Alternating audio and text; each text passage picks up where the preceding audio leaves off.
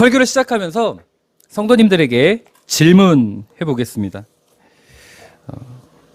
성도님들, 세상에서 가장 아름다운 단어가 있다고 합니다. 그 아름다운 단어가 뭘까요? 사랑? 엄마? 어머니? 하나로 하시죠. 네. 어머니, 네, 엄마, 어머니.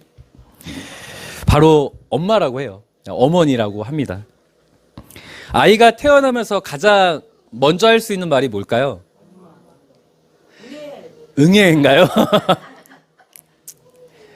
제가 그렇게 아빠를 해봐 해도 엄마 해요. 얼마나 이게 제 마음대로 안 되던지. 아이들은 가장 첫 번째 배울 수 있는 단어가 응애기도 하지만 엄마를 말하죠. 그만큼 가장 먼저 말을 하고 또 그 감옥에 있는 사형수가 죽으면서 죽기 직전에 가장 마지막으로 외치는 말이 있대요. 그것도 엄마라고 합니다. 그러니까 우리의 인생은 처음과 끝이 엄마로 시작을 해서 엄마로 끝이 나는 인생이라고 표현해도 괜찮을 것 같다는 생각이 듭니다.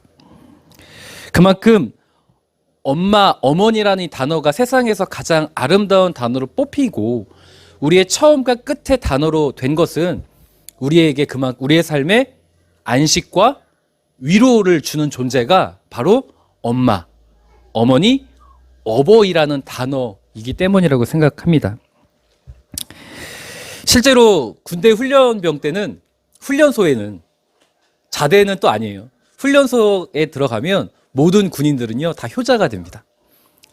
다 엄마 이름만 들어도 눈물이 쭉 흘러요. 또 집에 가면은 개차만 되죠. 그런데 훈련소에서만큼은 그렇게 효자가 됩니다. 성도님들 혹시 예전 MBC 프로그램 중에 우정의 무대라는 프로그램 기억하십니까? 뽀빠이 이상용 씨가 각 부대를 돌아다니면서 위문 공연을 하는 프로그램이었는데 그 프로그램에 하이라이트 코너가 있었습니다. 그냥 엄마예요? 그리운 어머니라는 코너가 있었어요. 기억하시나요? 한 어머니가 군대 그 위문 공연에 왔을 때 벽을 쳐놓고 실루엣으로 어머니의 그림자를 보여주죠. 그러면 자기의 어머니가 맞다고 생각나는 사람을 무대로 올라오십시오라고 하면 병사들이 우르르 몰려와요. 그리고 하나같이 이구동성으로 하는 말이 있었습니다. 기억하시나요? 우리 어머니가? 그거 아닌데. 그렇죠, 역시. 우리 어머니가 확실합니다. 라고 이구동성으로 이야기를 했었습니다. 근데 제가 아직까지 잊지 못하는 그 어린 나이에 보았을 때 잊지 못하는 한 병사의 인터뷰가 있었어요. 한 병사가요, 이상영 씨가 인터뷰합니다.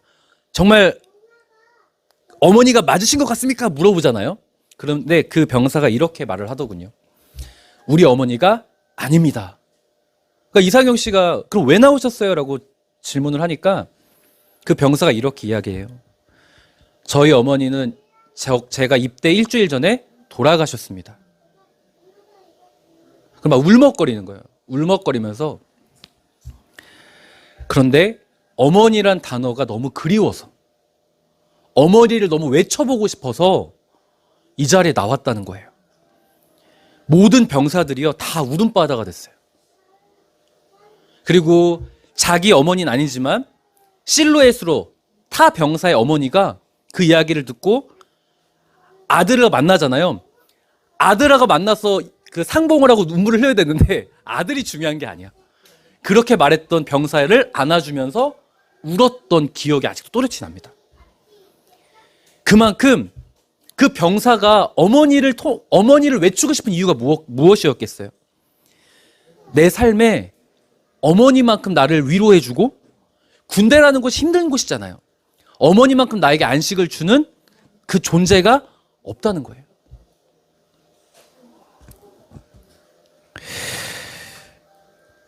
이 병사는 세상에서 가장 아름다운 단어를 크게 외치고 싶었던 것 같습니다.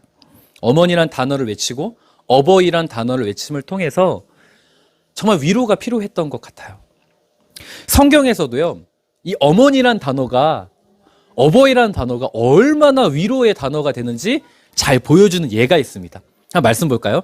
예레미야 15장 10절. 예레미야 15장 10절 함께 읽겠습니다. 시작.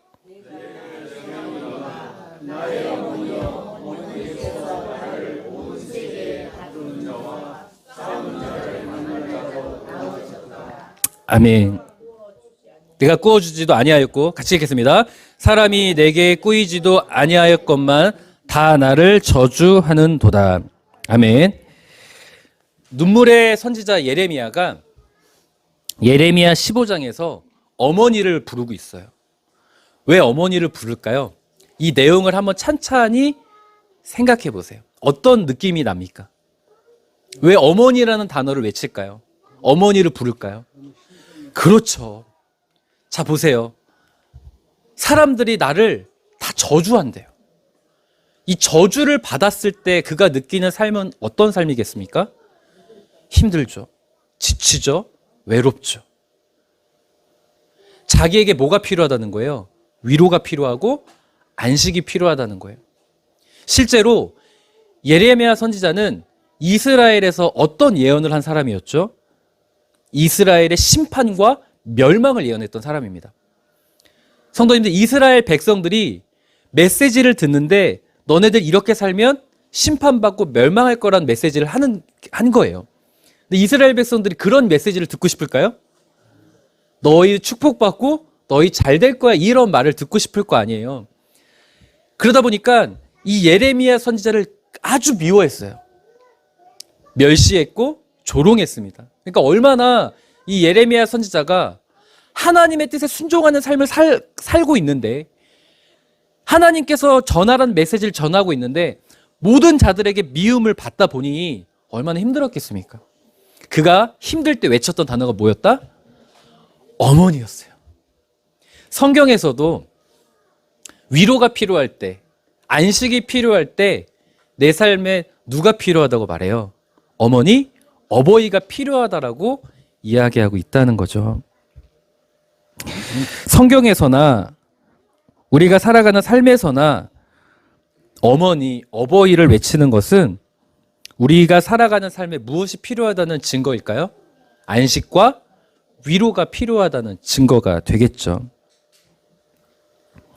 그런데요, 성도님들, 모든 분들에게 이 어머니, 어버이란 단어가 위로와 안식이 되지는 않습니다. 어떤 분들은요, 가정의 달이 싫대요. 교회를 다닐 때 가정의 달이 싫다는 거예요. 왠지 아세요? 나는 지금 부모님을 너무 일찍 여여서 부모님에 대한 기억이 없는 분들도 계세요. 또 어떤 분들은 어린 시절에 소원이 무엇이냐면 집으로부터의 탈출이 소원이었던 분들도 있어요. 부모님으로부터 심한 학대를 경험한 분들은 집에서의 탈출이 꿈이었어요. 그런데 거기서 부모님은 당신을 사랑하고 그런 부모님께 순종하라는 이 메시지를 들으면 견딜 수가 없는 거예요. 그리고 제가 방금 말씀드렸던 것처럼 세상에서 가장 아름다운 단어가 부모, 어머니, 어버이라는 메시지 들으면 그런 분들에게는 전혀 공감이 되지가 않습니다. 어떻게 나에게 그런 존재가 위로와 안식이겠냐라는 거죠. 그래서 저는 오늘 어버이 주일을 맞이하여서 성도님들과 어버이 주일의 관점을 좀 새롭게 해보고 싶다는 생각이 들었어요. 보통 일반적으로 이런 어버이 주일날 우리가 교회에 나오면 가장 많이 듣는 이야기가 뭐예요? 어버이 주일에 듣는 이야기가 부모에게 순종하고 부모를 공경해라. 그럴 수밖에 없는 게 하나님께서 이스라엘 백성에게 주신 10계명이 있습니다. 1계명부터 4계명은요. 뭐죠? 1계명은 뭐예요? 하나님 외에 다른 신을 섬기지 말고, 2계명은 안식일을 기억하여 거룩히 지키. 이렇게 다 하나님과의 관계, 나와 하나님과의 관계고요. 4계명부터 5계명부터 10계명까지는요. 사람과 사람과의 관계예요. 그래서 뭐 7, 8, 9계명을 보면은 뭐 도적질하지 마라. 그죠? 내 이웃의 것을 탐내지 마라. 이런 표현들이 나오지 않습니까? 사람과 사람과의 관계에서 하나님이 제일 먼저 주신 계명이 있어요. 5계명이 뭐죠? 내 부모를 공경하라요. 뿐만 아니라 잠언서에 봐도요. 내 부모를 기쁘게 해라. 내 부모에게 순종해라. 이런 표현들이 끊임없이 등장해요. 하나님께서 부모를 공경하는 것을 누구를 섬기는 것과 일치시켰냐면 하나님을 섬기는 것과 같은 맥락으로 보셨다는 거예요. 그러다 보니까 우리가 어버이 주례를 되면은 우리가 그런 메시지를 많이 듣게 됩니다. 부모에게 순종하고 공경하고. 그런데 제가 문제 제기를 하는 건 그 메시지에 대해서 받아들이기 어려운 분들도 있다는 거예요. 왜요? 일찍 여의신 분이거나 학대를 경험했던 분이거나. 그래서 관점을 새로 해보자면 이 자리에 계신 분들은 대다수가 이제 부모시죠. 그리고 이제 효범 형제의 가정은 이제 부모가 될 예정자죠. 그렇죠? 부담됩니까? 아, 죄송합니다. 그리고 이 시대가 무엇이 필요한 시대라고 했어요? 위로가 필요한 시대라고 했어요. 처음부터 끝까지 사람들은 엄마를 외치고 엄마를 부르면서 마무리하는 이유가 그만큼 위로와 안식이 필요하다는 것을 말하는 시대라는 것인데요. 자, 그렇다면 우리가 어버이로서 자녀들에게 정말 위로와 안식이 되어주는 존재가 되면 어떨까라는 관점을 한번 어버이 주일의 메시지를 생각하면 어떨까 한번 성도님과 나누고 싶었습니다. 제가 이런 의견을 아내에게 제시하니까 왜 성도님들에게 반성문을 만들게 해라고 이렇게 얘기하던데 그런 관점은 아니고요. 오늘 설교의 제목이 뭐죠? 위로와 안식을 주는 존재예요. 오늘 우리 살아가는 성도님들이 위로와 안식을 주는 존재, 어버이, 어머니라는 이 단어의 정체성을 회복하고 그래서 우리 성도님들의 가정 안에 그런 진정한 자녀들이 평안한 삶을 살고 우리 성도님들의 가정 안에 정말로 하나님이 주신 위로와 평안함이 넘쳐나는 놀라운 시간이 되기를 주님의 이름으로 간절히 축원드리겠습니다. 간혹 그런 분들을 봐요. 내가 어린 시절 어버이로부터 받은 상처가 있는 분들이 있어요. 그러면 내가 나중에 내 자녀에겐 절대 그러지 말아야지 라고 생각을 해요. 근데 딱 뚜껑을 열어보잖아요. 내가 그대로 하고 있는 경우를 간혹 보기도 합니다. 그러니까 성도님들, 오늘 우리가 이 세상에서 가장 아름다운 단어를 우리가 오늘 먼저 회복하는 은혜가 있었으면 참으로 좋겠습니다. 그래서 오늘 본문을 함께 나누려고 하는데요. 오늘 본문은 야곱의 가정의 안타까운 사건을 소개하고 있죠. 창세기 34장 1절에서 4절은 야곱의 딸 디나가 세겜 땅에서 세겜 땅을 구경하고 동네를 구경하고 세겜 땅의 딸들을 보러 갔다가 그 세겜 땅의 추장, 이름하고 지명이 같아요. 세겜에게 겁탈을 당한 비극적인 사건을 소개하고 있습니다. 자, 질문해 볼게요. 이 비극적인 사건에 대하여 성경은 누구의 잘못이라고 꼬집을까요? 자, 1번. 제가 그 보기를 드리겠습니다. 1번. 세겜 땅에 겁도 없이 돌아다닌 디나의 잘못이다. 1번. 자, 2번. 세겜 땅에 정착한 야곱의 잘못이다. 자, 1번과 2번. 둘 중에 하나 고르십시오. 자, 뭐라고 생각하십니까? 성경은 누구의 잘못이라고, 이 비극적인 사건은 누구의 잘못이라고 소개할까요? 2번, 1번.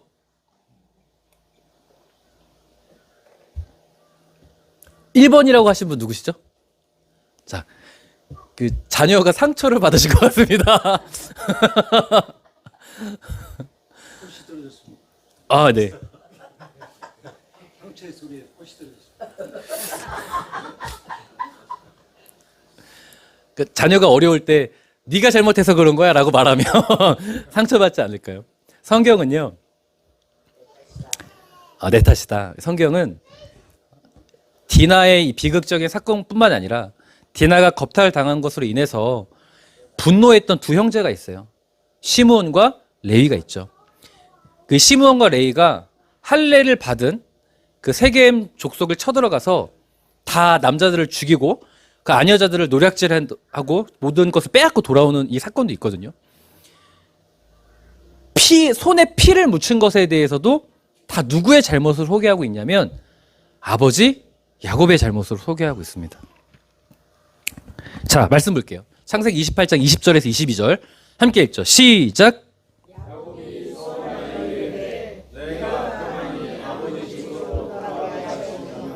여호와께서 나의 하나님이 되실 것이요 내가 기둥으로 세운 이 돌이 하나님의 집이 될 것이요 하나님께서 내게 주신 모든 것에서 10분의 1을 내가 반드시 하나님께 드리겠나이다 하였더라. 아멘. 창세기 28장은요. 야곱이 형 에서의 장자의 축복권을 빼앗은 뒤 어머니가 빨리 도망가라고 해서 삼촌 라반의 집으로 도망가는 이야기가 기록되어 있는 말씀입니다. 자, 그 도망가다가 반나절 동안 열심히 도망가다가 베델에 이르러서 거기서 하나님께 간절히 기도해요. 간절히 기도하면서 야곱이 무엇했다? 서원합니다. 서원이 뜻이 뭐죠? 하나님께서 나에게 이 기도를 들어주시면 내가 반드시 이렇게 하겠다. 그렇죠. 그 서원 내용이 뭐냐면 자, 다시 한번 보실게요. 내가 평안히 아버지 집으로 돌아오면 나중에 돌아오면 내가 다시 고향 땅으로 돌아올 수 있다면 여호와께서 나의 하나님이 되시고 내가 기둥으로 이 세운 돌들이 누구의 집이 된다? 그러니까 하나님의 집을 세우겠다는 뜻이에요. 하나님의 집을 세울 것이고 하나님께서 내게 주신 모든 소유에서 무엇하겠다? 10분의 1을 내가 반드시 드리겠다는 서원을 합니다. 자, 삼촌 리반 이 기도를 한 뒤에 야곱은 삼촌 라반의 집으로 가요. 가서 20년이나 시간 동안에 생활을 한 뒤에 이제 고향 땅으로 돌아오게 되죠. 고향 땅으로 돌아올 때 야곱이 형 에서를 만나는 게 두려울까요? 두려우지 않을까요? 두렵지 않을까요? 두렵죠. 자기가 한 짓이 있으니까. 그러니까 32장 딱 시작하면 하나님의 군대 마하나임이 그 야곱을 만나주고 용기를 줍니다. 그래서 주저하던 야곱이 다시 힘을 얻고 형 에서에게 가요. 고향 땅으로 갑니다. 자, 어떤 일이 발생했을까요? 고향 땅으로 갔을 때. 간절히 서원 기도할 정도로 내가 나중에 평안히 돌아올 수만 있다면 이렇게 고백을 할 정도로 형 에서의 분노가 극에 달았던 상황이었어요. 근데 다시 돌아왔어요. 어떤 일이 발생했을까요? 33장 4절 함께 읽겠습니다. 시작. 에서가 달려와서 그를 맞이하여 안고 목을 어근 맞추어 그와 입 맞추고 서로 우니라. 아멘. 33장을 시작하면 형 에서가 장정 400명을 거느리고 야곱을 맞이하러 나오죠. 그때까지만 해도 야곱의 심장이 두근두근 뛰는 거예요. 그렇죠. 형이 나를 죽이면 어떡하지? 그런데 그 형의 반응이 어땠어요? 달려왔고 그를 맞이하는데 입 맞추고 그리고 서로 통곡합니다. 이 통곡의 의미가 뭘까요? 내가 너를 용서하겠다. 내가 너를 받아들이고 내가 너를 수용하겠다는 거예요. 자, 그러면요 성도님들, 야곱이 창세기 28장에 간절히 기도하고 이 문제가 해결되길 소망해서 하나님께 서원했던 기도가 응답된 거예요? 안 된 거예요? 고향으로 평안히 돌아오게 하면, 다시 한번 볼까요? 자, 야곱이 서원하였는데 내가 평안히 아버지 집으로 돌아오게 된다면 이 내용이 33장 4절에 가서 응답됐습니까? 안 됐습니까? 성취가 되었어요. 자, 질문해 볼게요. 그럼 야곱이 이제 무엇하면 돼요? 그렇죠. 이제 서원 기도했으니까 자기가 하나님께 드린 약속을 지키기만 하면 돼요.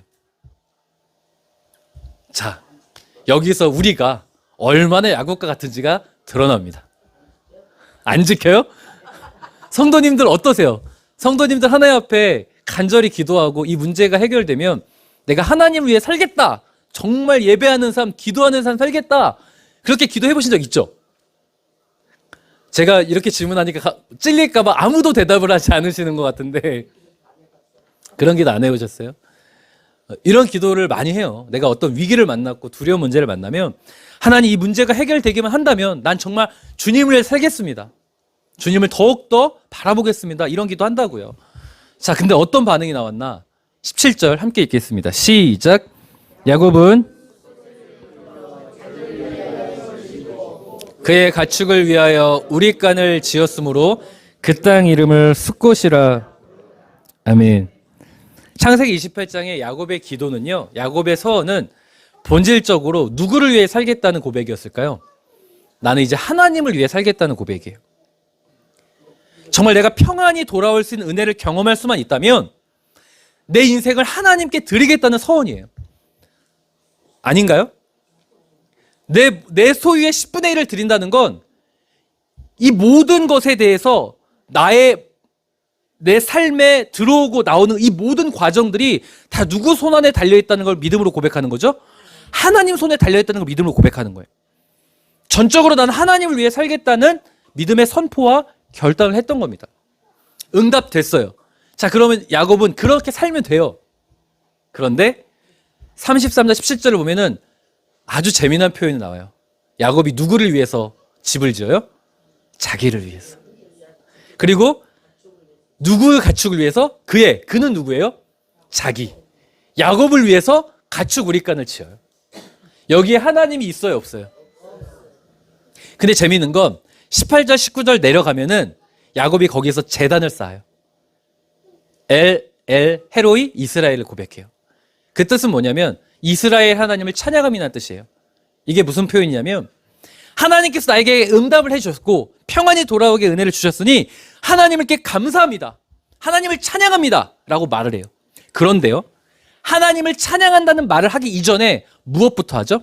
내가 할 거, 내 시간, 나의 원함, 내가 만들고 싶은 거 다 해놓고 내 뜻대로 다 해놓고 그게 되면 하나님 감사하다고 고백해요. 우리가 똑같죠. 근데 우린 이게 은혜인 줄 안다고요. 내가 원하는 대로 하나님이 돌아오면 서원, 기도 그 필요 없고 다 나를 위해 살아. 하나님을 위해 살겠다고 하면서 이제 본격적으로 더 나를 위해 살아. 왜요? 이제 살만해졌거든요. 내가 간절히 기도한 문제가 해결되면 그 어려운 문제를 만날 때 하나님밖에 없어요. 나에게 하나님이 필요합니다. 근데 해결되잖아요? 그러면 이제 살만해지니까 나를 위해 살아요. 근데 그 문제가 해결되니까 또 하나님께 감사는 해야 되잖아요. 제단을 쌓고 나의 하나님을 찬양합니다 고백해요. 믿음 좋아 보이죠. 그런데 그 뒤에 바로 무슨 사건이 발생해요? 창세기 34장 오늘의 본문이에요. 무슨 사건이 발생했어요? 가정의 비극 사건이 발생했어요. 왜요? 평안히 돌아왔고 난 감사를 표현했는데 이게 야곱의 잘못 때문이 맞습니까? 성경이 어떻게 소개하고 있냐면요. 35장 1절 함께 읽겠습니다. 시작. 하나님이 야곱에게 말씀하셨다. 어서 베델로 올라가 거기에서 살아라. 내가 너의 형 에서 앞에서 피해 도망칠 때에 너에게 나타난 그 하나님께 제단을 쌓아서 바쳐라. 아멘.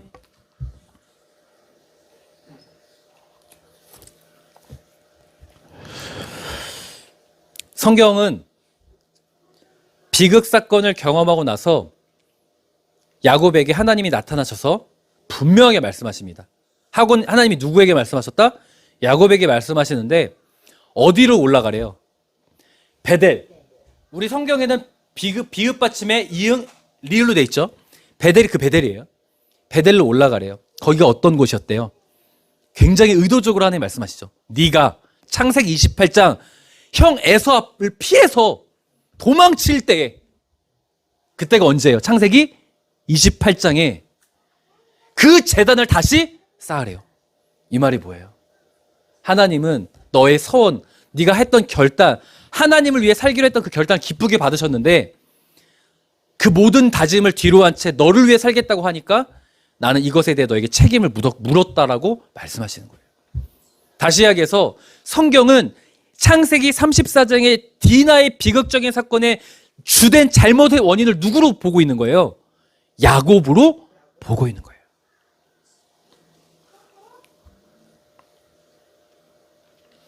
그렇다고 오해하셔서는 안 됩니다.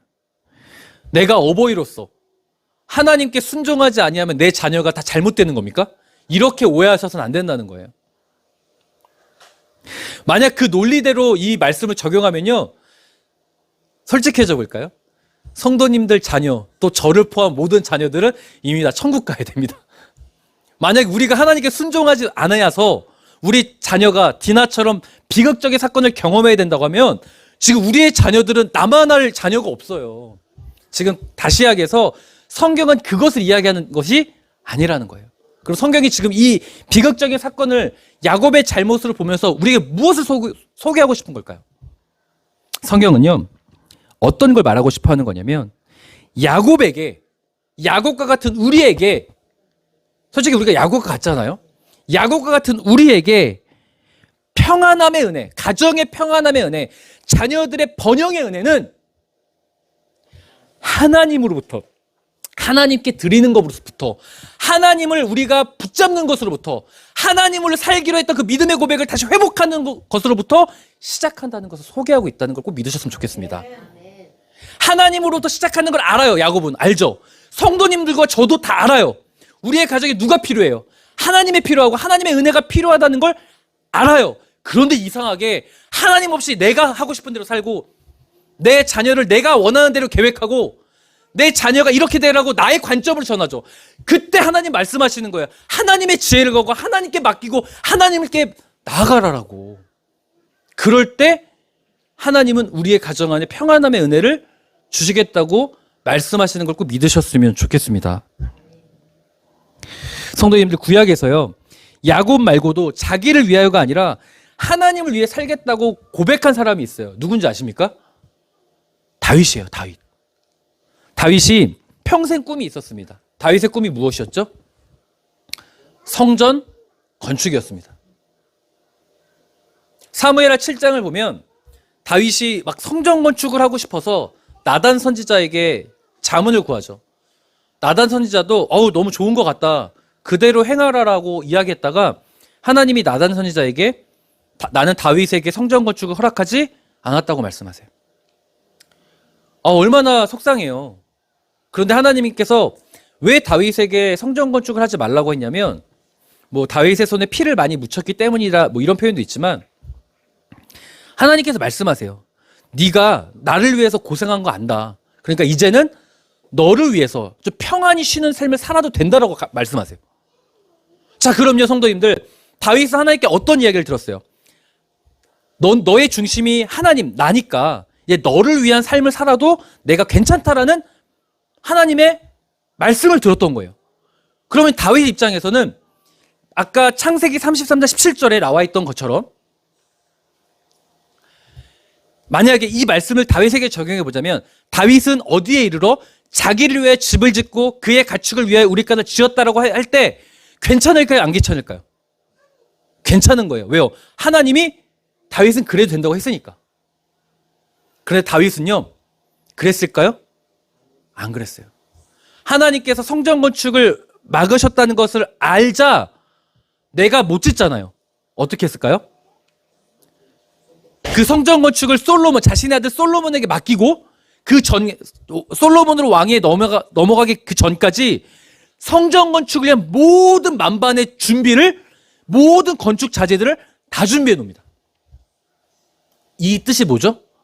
나는 나를 위해 살 수 있는 명분이 있고, 나는 나를 위해서 생각하고 나의 모든 것들을 누릴 수 있는 명분이 있음에도 불구하고 누구를 위해 살겠다는 거예요? 하나님을 위해 살겠다는 거예요.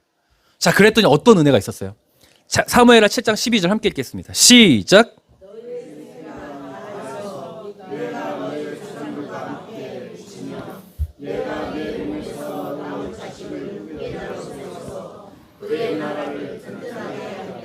아멘. 하나님이 다윗의 이 마음을 아시고 다윗과 언약을 맺으세요. 그 언약이 뭐예요? 네 몸에서 나올 자식들을 내가 반드시 튼튼하게 하겠다. 네 몸에서 나올 자식들을 내가 어떻게 하겠대요? 축복하겠다. 네 몸에서 나올 자식들을 내가 평안히 살겠다. 하게 하겠다. 지금 야곱과 다윗은 똑같이 하나님을 위해 살겠다고 했는데, 야곱은 자기를 위한 삶을 선택했고, 다윗은 그 약속대로 설령 내가 나를 위해 살 수 있는 하나님의 그 명분이 있음에도 불구하고 하나님을 위해 살겠다고 했을 때 하나님의 반응이 명백하게 다릅니다. 하나님은 야곱에 대해서 책임을 물으셨고 그 자녀가 평안한 삶을 살지 못했다는 것을 가르쳐줬고 어버이로서 다윗과 같은 삶을 살면 하나님은 그의 가정 안에 평안함을 주시겠다고 약속하신 거예요.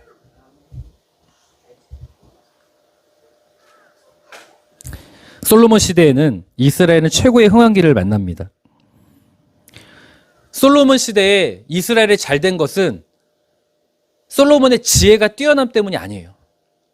바로 다윗이 하나님 위해 살겠다는 믿음의 결단 때문이었다는 것을 성경이 소개하고 있음을 꼭 믿으셨으면 좋겠습니다. 저는 우리 사랑하는 성도님들이 베델의 결단을 할 수 있었으면 좋겠어요. 야곱이 창세기 35장에 하나님께서 다시 베델로 올라오라고 하니까 그 형 에서를 피했었던 제단을 다시 쌓으라고 하니까 야곱이 어떻게 했죠? 베델로 올라갔습니다. 그리고 자기가 가지고 있던 모든 나를 위해서 만들었던 나를 위해서 다 가졌던 우상들을 다 묻고 베델로 올라가서 뭐라고 서원하냐면 다시 하나님을 위해 살겠다고 말해요. 그 믿음의 결단을 하니까 하나님이 야곱의 인생을 본격적으로 책임져 주기 시작하십니다.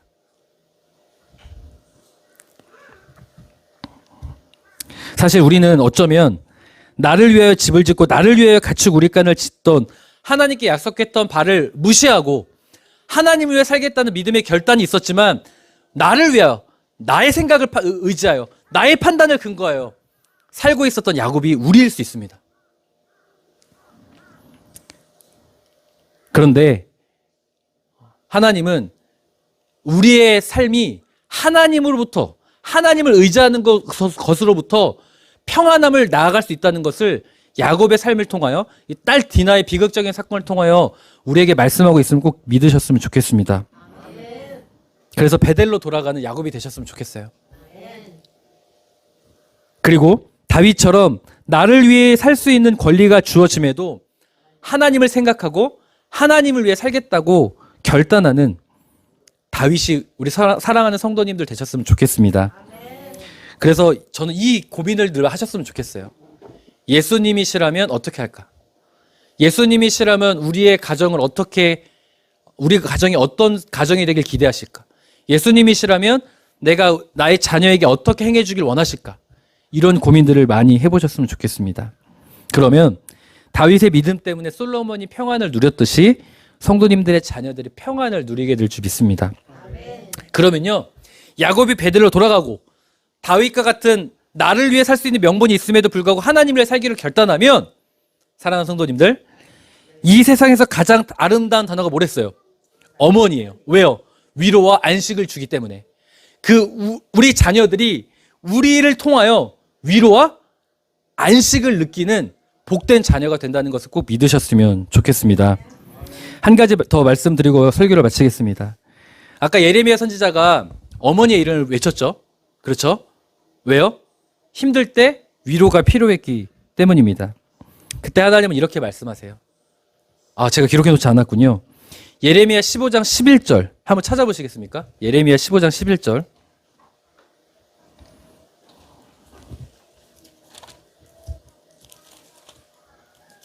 제가 가진 성경책으로는 구약성경 1075페이지입니다. 구약성경 1075페이지. 예레미야 15장 11절.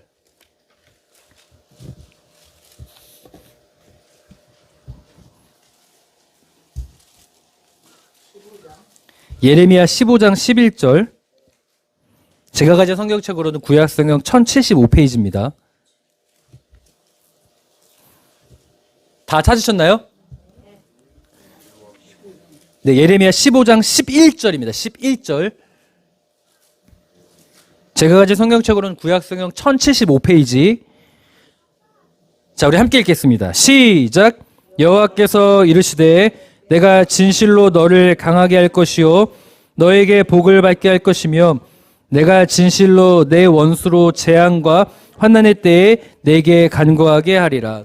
아멘. 제가 마지막으로 드리고 싶은 말씀은 사실 어머니란 이름을 불러도 와닿지 않는 분들도 있다고 했잖아요. 그래서 어떻게 보면 오늘 우리의 관점을 내가 어버이로서 자녀들에게 그런 위로와 안식을 주는 어버이가 되는 믿음의 삶을 살기로 결단하자는 뜻이에요. 그런데 사랑하는 성도님들, 그런 믿음의 결단을 할 때에 예레미야 12장을 보면 예레미야 가정은요 화목하지 않았습니다. 아버지와 형제들이 예레미야를 굉장히 무시하고 멸시했어요. 학대했어요. 자, 그러자 하나님께서 약속하신 게 뭐냐면, 이렇게 믿음의 결단을 하면 예레미야 15장 11절, 하나님께서 부모로부터의 정서를 공급받지 못했던 그 사람들에게는 누가 아버지가 되어주신대요? 하나님께서 아버지가 되어주겠다는 약속을 하신다는 겁니다. 어머니를 외쳐도 위로와 안식을 누리지 못할 수가 있죠. 그러면 하나님께서 우리 아버지가 되어주신다는 거예요. 그렇기 때문에 설령 내가 어머니라는 단어를 통해서 위로와 안식을 받지 못해서 내가 위로와 안식을 주는 어버이가 되자 이렇게만 생각할 것이 아니라, 우리가 그렇게 베델로 올라가는 야곱이 되고 다윗처럼 명분이 있음에도 불구하고 하나님을 위해 살겠다고 하면 하나님이 우리의 아버지가 되셔서 우리에게 위로와 안식의 존재가 되어주심을 꼭 기억하셨으면 좋겠습니다. 그러니 우리가 안식과 위로를 주는 어버이의 의미를 회복하기 위해서도 그렇고, 하나님이 우리의 안식과 위로가 되어주신 아버지가 되기 위해서도 그렇고, 베델로 올라가는 야곱이 되고 그런 다윗이 우리 살아가는 성도님들 될 수 있었으면 참으로 좋겠습니다.